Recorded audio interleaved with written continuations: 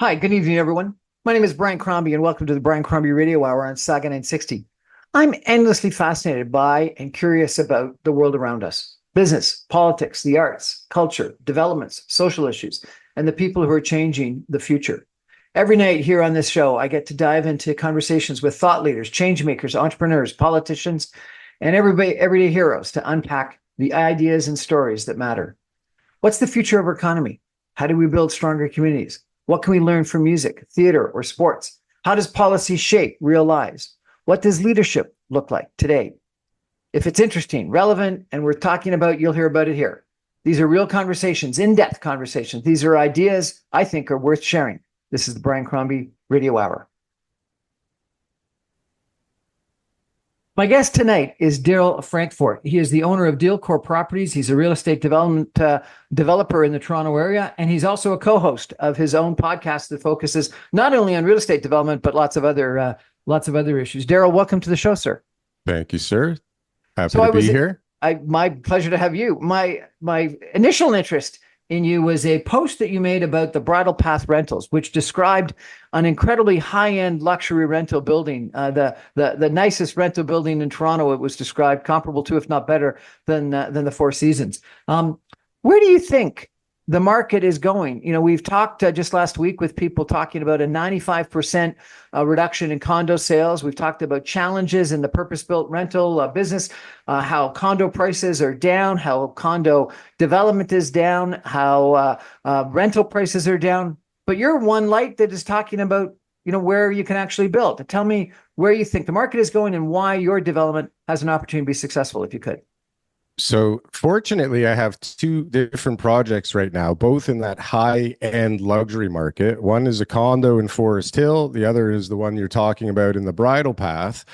Both of them, luckily, they're just small-scale, user-oriented.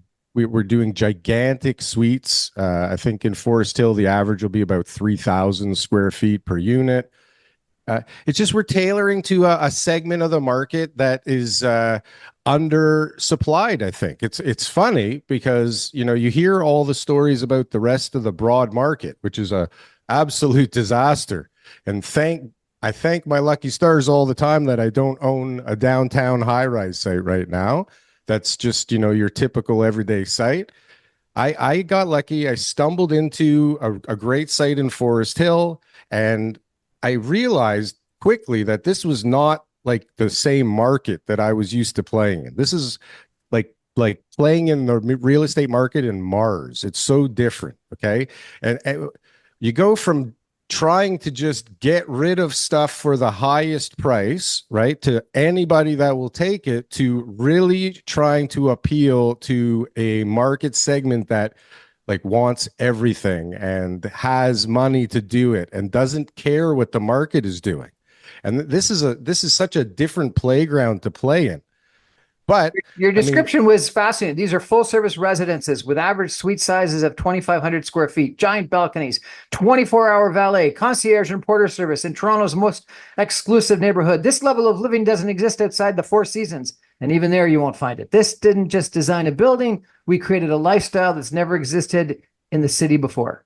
Right. So as part of that Forest Hill deal, we got stuck with some rental replacements. And I don't know how deep we want to get into things, but some of the city's policies are kind of insane. And they don't make things easy on us guys trying to get housing out there. So I bought a site of 10 properties in Forest Hill Village that have not been lived in for 2 decades and were falling apart. And two of them, the city had forced them, they condemned them, they forced them to take them down because they were dangerous. And still somehow they managed to have 11 1,000 square foot rental replacements that had to be dealt with on the site. And so nobody had been able to figure out how to deal with this because up until recently, planning called for a townhouse site there. And, luckily the city has changed a whole bunch of planning regulations, and I realized that this was inside of that. And I made a deal with the city to move those rental replacements off site. And so it forced me to do this other site. And the only way I could figure out to not lose money on these 11 rental replacements was to do a rental building that had such a good income that it could cover these horrible rents that the city was forcing me to take on for a decade at the very least. And I stumbled at somebody from Twitter called me about this property on Bayview, off market deal, called me about the property on Bayview. And I loved it. I knew the new planning that was coming down the pipe for the 6-story Main Street stuff. And this property just kind of happened to be in it. And just kind of through the other site, I realized that this segment of market doesn't even exist. Like high end, large suite, luxury rentals. The only way you could really get one is if somebody owned a condo in the Four Seasons or some high end luxury hotel condo project and was renting it out. And they're renting out for ridiculous amounts of money because one, they're large, and two, you get this level of quality and level of service. And so I started to look at other buildings around the city that were considered this high-end luxury and realized that it really didn't even exist, right? Because I don't know if you've noticed, I mean, I know you develop, everything is a luxury building today, right? And so luxury kind of lost its meaning in the last decade because it was all just marketing, right? Everything just became marketing because everything was a 400 to 600 square foot box, right? How can you go from 400 to 600 square foot box to 2,500 to 3,000 square foot box? It was scary, and it happened incrementally. It started, you know, we were, I think, thinking average of 1,700 and thinking we were crazy. And just through going to every suite I could go into in the city that was larger, I started to realize if I'm coming from 6,000, 8,000, 10,000 square feet, right, in Forest Hill or the Bridle Path, and I come into 1,200 square feet, for some people, 1,200 square feet seems gigantic if you're coming from 475 square feet, right? But if you're coming from 6, 7, 8,000, you go into 2,000 and it feels tiny. So it just slowly started to realize that these people, they don't care about how much it costs. They want big walk-in closets. They want big bathrooms. They want lots of bedrooms. They want an office potentially. They want big outdoor spaces. They don't care about a pool, and they don't care about, you know, the amenities that most people care about. They want service, right? They want to walk in and not have to carry things, or walk out and their car is ready for them. And they want to, you know, just feel like everything's being taken care of when they go to the cottage in Muskoka, or they go to the place in Miami, or wherever the heck they're going. It's like a turnkey operation. It's taken care of. You got people like a valet, a porter, and a concierge that know everybody in the building and are like part of the feeling. So And I've had that sort of described as bring the New York high-end condo lifestyle to Toronto. Is that sort of what you're describing? Like so bang on. If you look at the new building we designed on Bayview, it is so inspired by New York. We went to New York specifically just to find elements that we wanted to make sure we incorporated. So if you look at the close-up rendering that we've put out there, it actually has a turnstile door in the front. You know, one of those like roundabout turning style doors, just to give it that New York vibe. And it's all brick, right? It's all brick with layers and layers of more brick. It's just so many of these buildings are glass the whole way up. How do you afford to do brick the whole way up? Well, I mean, it doesn't hurt that you're going to be charging ridiculous amounts of rent every month for the luxury of living in these buildings. But you know, I think brick over time probably will cost less than the maintenance on these curtain walls that are all failing or about to fail in the next decade. Do you think glass walls are going to fail? I know a few guys that make them, and you know, they've been telling me for years that, you know, something is going to happen at some point because they're not fail-safe systems, right? And they're getting older, and these condo boards don't maintain things 100% the way that they should, and people don't always build 100% properly. That there will be some curtain wall issues in the future. This is a prediction based on having friends that make them. So there's a development up 401 in Dufferin that has got it's luxury rentals. It's 800, 750 square feet, so significantly smaller than yours. And they've got everything. They got a yoga studio, a bowling alley, a theater, a massive gym. So it's gone, it calls itself luxury, and it looks luxurious, but a third of the size of what you're building, and tons of amenities. What's the different Tons market? of amenities. Well, I mean, part of the planning dictates the amount of amenity space that you have to have at a minimum in a project, right? So my buildings are small. I'm going way over what I need to do without doing very much. But these guys have to look for ways to fill these spaces, right? Because they're gigantic amounts of space, because it's 50 square, what is it? 50 square feet per unit. I can't think in square meters. Sorry, I just can't do that for some reason, without one of those calculators. But if you have 500, 600, 700 suites or 300 suites, right, that starts to get up there with amenity size. Right? Yeah, you get these crazy huge amenity spaces that nobody really uses, or a few people use, costs a fortune, raises the cost of living in the building for everybody. Maintenance fees are up because of these stupid spaces. But this is how things work. So I have the luxury of deciding what I want to put in the building, because no matter what I do, it'll be more than what the city permits. How many units would you have in your building? Because these are like 500, 600 units in these buildings. You got to be significantly smaller. Yeah, Forest Hill will probably be about 18 or 19 units. And then in the Bridle Path, I think right now we're at 47. It's gone from like 80 something down to high 40s. Just because I keep realizing that they're too small for this segment. Even now, quite honestly, I think at the size they're at in the Bridle Path, they're too small.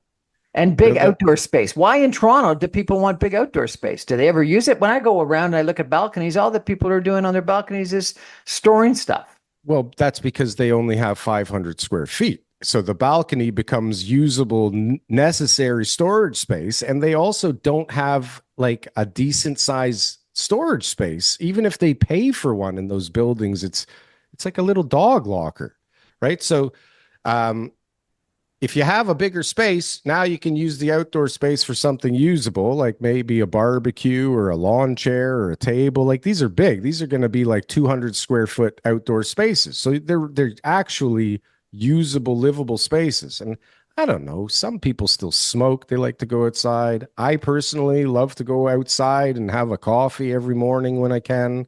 So when you're in a building, if you don't get that, I imagine that's a big decision, especially when you're coming from like an acre with a backyard and a pool or something.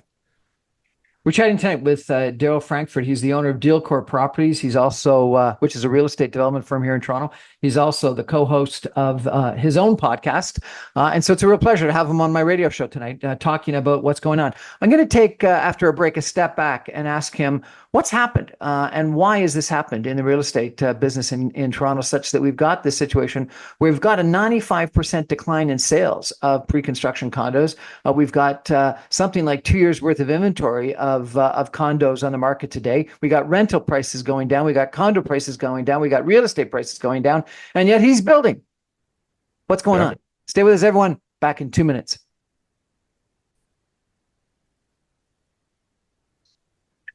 Welcome back, everyone, to the Brian Crombie Radio Hour. I've got Darryl Frankfort with us today. This company that you've got and these two launches in Forest Hill and in Bayview, if people want to go check it out, is there a website that you would direct them to go to check them out? Yeah, you can go to dealcorproperties.com. So before the break, we were talking about, how you found this, at least you think you found this market at the high end. It's not huge. I think. But a a lot of people are pausing. The articles that I'm reading in the paper have talked about 40 or 80. I don't even know what the right number is of condo projects that have been put on hold. That condo prices are down. That sales are down 95%. That there's tons of assignment sales with condos that people are trying to get rid of. There's developers that are litigating against people that aren't closing. And at the same time, rental prices are down. So the amount of rental buildings that are being done is being challenged. You're talking about 2,500 square feet. And we talked earlier about, 500 to 400 to 75 to maybe 600 square feet. Shoe boxes is the way people have described it. You're an expert. What's happened in the market such that we built all these small condos that it would appear people don't want, and yet we are in the middle of a housing crisis? What's going on?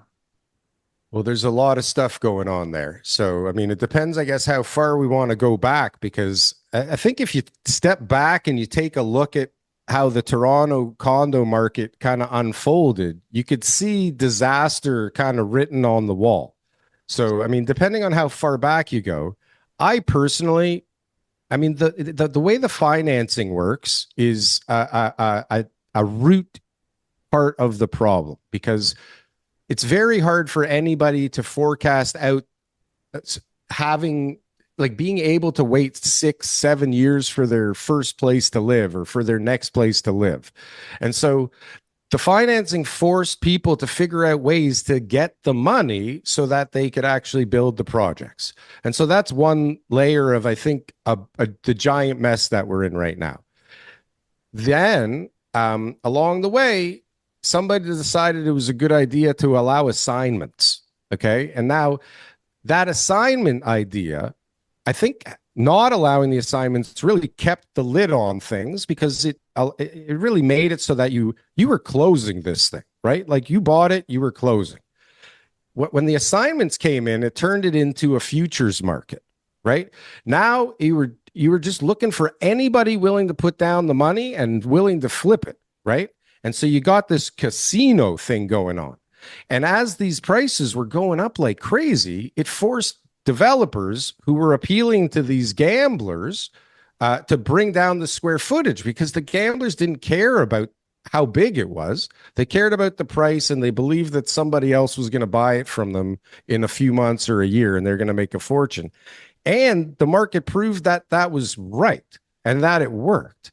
And so now we're left with all the stuff left over from that, which is like undesirable suites, super expensive prices, and people that never intended on closing owning a bunch of paper that's about to hit the market or has just recently hit the market.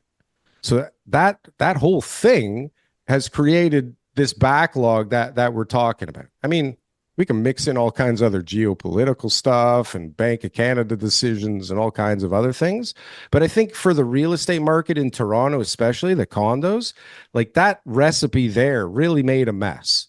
And you can't blame anybody, because it's like this thing that just kind of kept growing on its own, right? Politicians needed to get in with development charges and fees, and it just snowballed. And then I've heard that a lot of developers took those condo development proposals, and when the condo market went into sort of a deep freeze, converted them to purpose-built rental, but then found that the people didn't want that small size of suite. Is that true?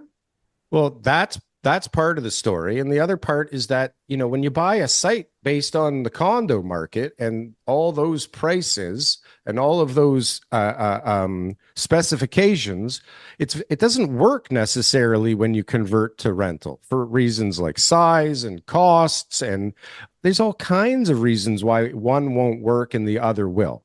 Right? The returns are so different for the investment pool in a purpose-built rental. It's like a different game completely. So you're taking people that bought something for one thing that don't even know this other game and are trying to like figure it out while the city's throwing new planning and CMHC changes the rules every week. It's so crazy. So it makes things a little easier when like the sky's the limit, in my experience right now, right? Because if people are paying $3,000 a foot, now you can really start making good decisions. You don't have to do everything based on what the hell's the cheapest, nicest looking thing, right? You can go, what do these people want? Because they're going to pay for it, right? But there's got to be a pretty limited market to people that are willing to pay $3,000 a square foot when the average is what? I think it's $700 for these small shoe boxes that are for sale, and maybe it's 1,000 or 1,100 for other ones. Very limited group, 100%. No doubt. I don't know if you saw recently. I know we're talking about all the negative things that are happening in the market now, but a few days ago, City TV came out with an article about ultra luxury home sales up in GTA, even amid chaos in Toronto's real estate market. And this article goes on to say that Greater Toronto Area sales of $10 million and greater are up 200% for the first half of the year compared to last year, same period. And so, like, what does that tell us, right? The ultra rich people are buying stuff cash in Toronto right now at a record pace. I don't know what that means, but I think it means that, like, the smart money is looking for the deals right now. It's funny. I The actually, smart money is looking for the deals right now. Mhm. Well, if you take a look at some of the graphs that people have produced, that prices are down comparable to the way they were down in 1990, and the people that bought in 1991, etc., made really good purchases. And so the deals that are coming now and that are going to come down the pipe now are on things that don't necessarily get to come on the market, right? These are like some smart people or some people in aging industries that have changed, or people that had great businesses that are no longer great, need capital, or they need to sell their house for whatever reason. And some of these are prize homes. And so in a market where a prize home comes up or something super unique comes up, it's a frenzy. The article even goes on to say that most of these are not even hitting the market. These are all just whisper sales in the background, right? And so I don't know, if you're super wealthy and you have all this cash lying around and you want something, you just buy it, right? And so again, if you have a limited supply or you have something super unique and those people are buying at a 200% over last year, I mean, that's a crazy increase. I don't know. That could just be like 3 houses though in that range, right? Yeah. So your market focus is this luxury high end, and you've got this site in Forest Hill Village, and you got a site in Bayview. Are you involved in other developments that would be lower price, lower value? No, but I think the extreme opposite of what I'm doing is the other segment of the market that if I was to do something, I would focus on that, because I think, like everything right now, the middle is a bloody disaster. And I don't know how to make numbers work in the middle anymore. And so what's the extreme opposite? Small, cheaper buildings? Yeah, cheap and cheerful, no parking. Like, I would look for something in this new 6-story Main Street thing where I would do no parking, walk up, 6-story wood, boom, boom, boom, building in a year, and rent them out for like as low as possible. So we've got a housing crisis supposedly in Southern Ontario in the GTA. CMHC says we need 3.5 million additional homes. They've reduced it from 3.8 because they've changed their baseline from 2004 to 2019. But still, it's a huge amount. How do we solve that? Well, I mean, they're trying to do things now, and they've implemented a lot of things in the last couple of years that I would say are in the right direction and positive for getting more units on the market. The problem is they needed to do this stuff a decade ago when numbers worked, projects penciled, and people were willing to build stuff. Imagine how much more supply we would have right now, which may or may not be a good thing at the moment, but you wouldn't have a crisis. It's kind of hard to tell if we have this housing crisis. I mean, I know in my core, I believe that there'll be a glut again, and God knows what's going to happen when that happens. But there is an extraordinary amount of inventory out there now, and I don't see that shrinking anytime soon. If anything, I mean, imagine every crane in the sky. How many of those are not closing? Like, I have partners who say people are not closing, they're having to sue people, it's a real mess, or people that bought 5 units, to flip are being consolidated and allowed to just buy two of them and let the other three go. Like people are making concessions like crazy. But I think What does the developer do then if they're consolidating a purchase of five to two, then they got three more that they gotta bail out of in today's depressed market. yeah, well, a big buzzword these days is inventory loans. I hear a lot of people talking about inventory loans right now, right? And I hear a What are lot of inventory loans? Can you explain that to everybody, please? well, it's just a loan that the builder takes out that replaces the construction loan so that they can kind of close things off and pay things out and I guess owe the next level of debt And then what do they until. do with that inventory? Do they rent it out? Do they just continue to market it? What do they do? Well, I think a lot of people want to probably rent them, but soon as you rent them, there's carry-on implications, and it's no longer a new home when you sell it, and it just changes all. I mean, people pay less when it's not a new home. There's all kinds of implications. So I think most people are trying not to do that, but eventually, I mean, how long can you sit with 30, 40, 50 units that are empty or the deals are falling apart or a combo of both?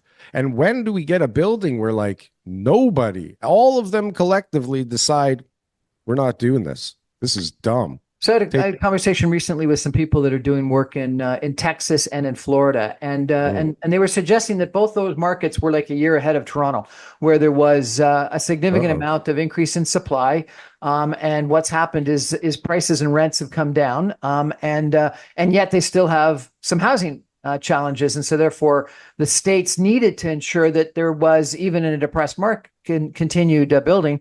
And in Florida, what they did is they put in something called the Live Local Act, where if you build housing at a certain percentage of market pricing, you get 25 years, a 75% reduction in property tax. So it's a huge incentive for people to build affordable housing. In Texas, there's this new state law that has come in and have said if a city has a certain amount of density, we're going to apply it everywhere, rather than all these different, zoning density rules in different areas. And so it's a dramatic increase in density. And so therefore, both Florida and Texas, different jurisdictions clearly have put in huge incentives to developers to keep building. Do you think we need that kind of provincial action to put incentives in place instead of all these taxes and development fees and rules and red tape and restrictions that we've got? Yeah, of course. I mean, God, I mean, who doesn't do anything based on incentives? I mean, developers just get the short end of the stick with everything. Like, not only do we have to fight for the right to build these things, after we do them, we're bastards for making money on them, if we're lucky enough to make money on them, right?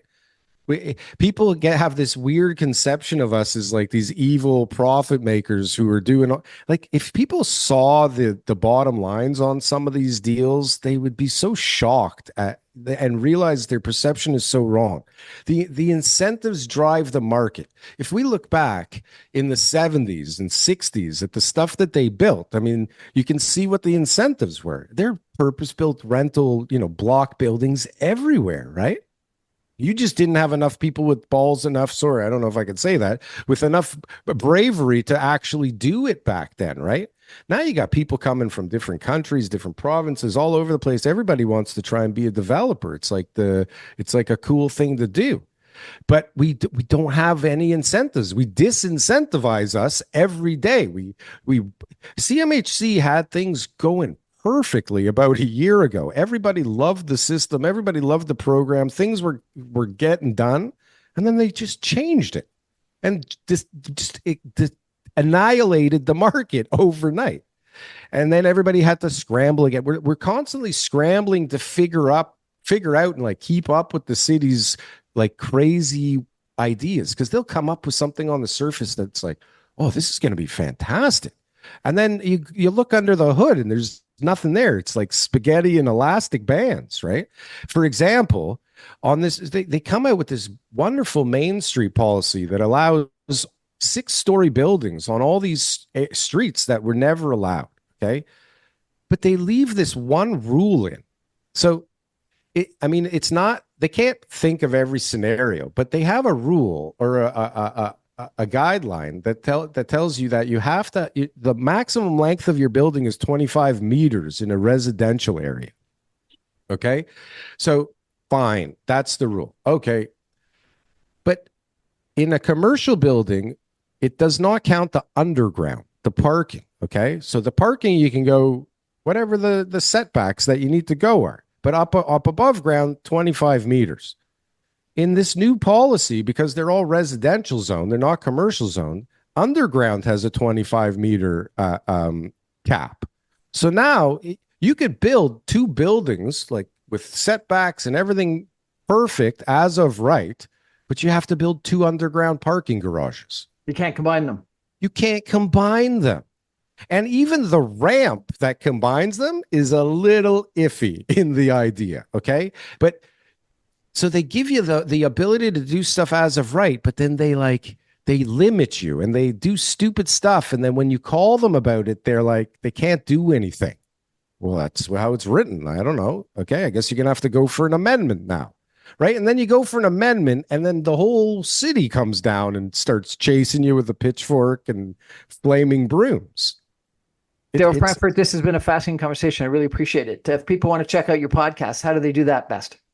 Best way would be to go on to YouTube and check out Under the Table Podcast or Spotify, Instagram. We're everywhere.